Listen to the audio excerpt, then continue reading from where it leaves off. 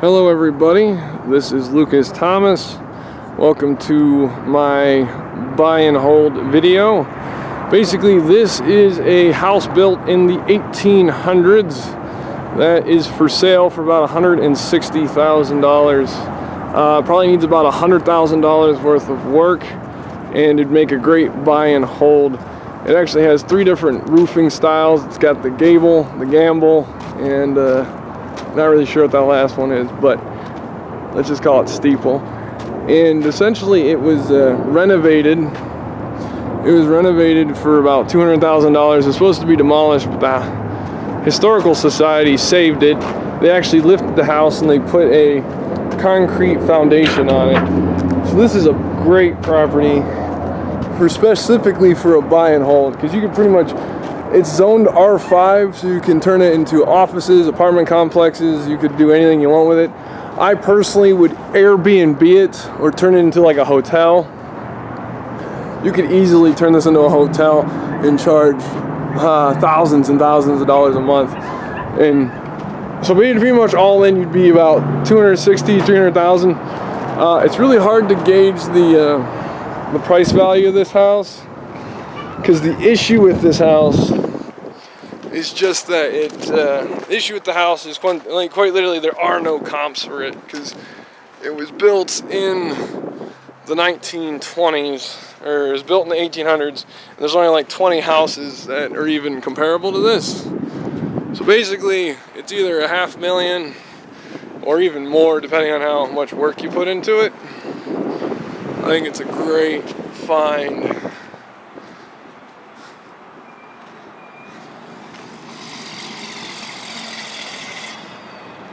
Look at that. The outside is actually has an easement on it for the next 20 years.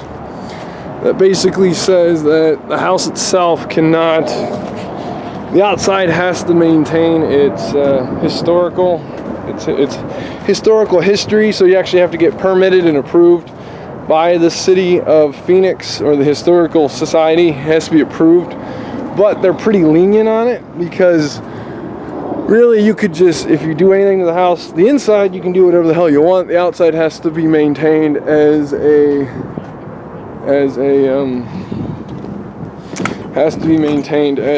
historical. The inside you can modernize it.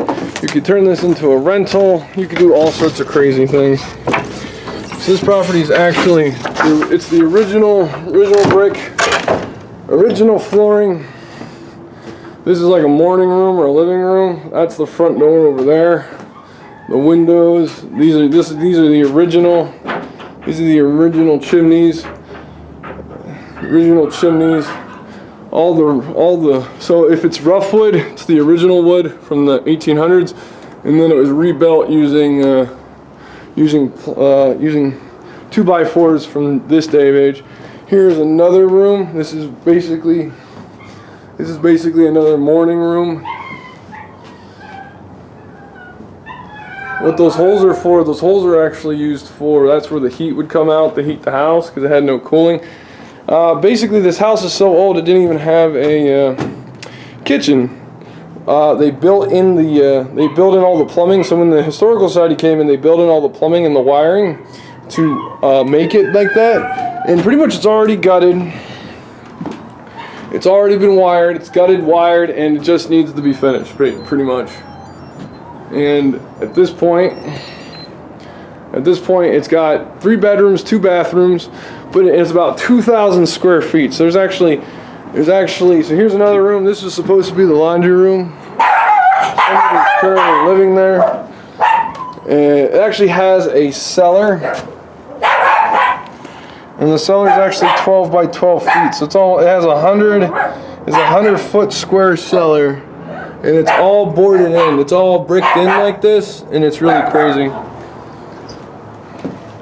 So I'm super excited about this house. It has everything it's need. It has these original steps. It's all been wired. It's been rough wired. It's been rough plumbing. It has no roof. It's all plywood, so the roof would have to be replaced. It's crazy though, because quite literally there's another one of those holes for, but yeah, so basically here's another room. Here's a room. Here's where one of the they plumbed it and drywalled it for a bathroom right there. Here's a window. In here's another bedroom. There's a bedroom here. Well, this is a morning room, and then here's a closet. So you can either have this be a bedroom, or you can have it be something else. There's the new plumbing again. So basically, you have 3 bedrooms, 2 bathrooms, and here's the last room. Closet has crawl space. You could even go as far as using some of these spaces for extra room. But yeah, no, there's nothing really terribly wrong. See, once again, that's where the once you had the fireplace, it'd heat up, and you could pretty much go through here. This is so cool. I wish everybody was here. And pretty much, you'd have to all in. You'd have to put in 160. All in, you'd have to put 160. So 160 to buy it. That's purchase.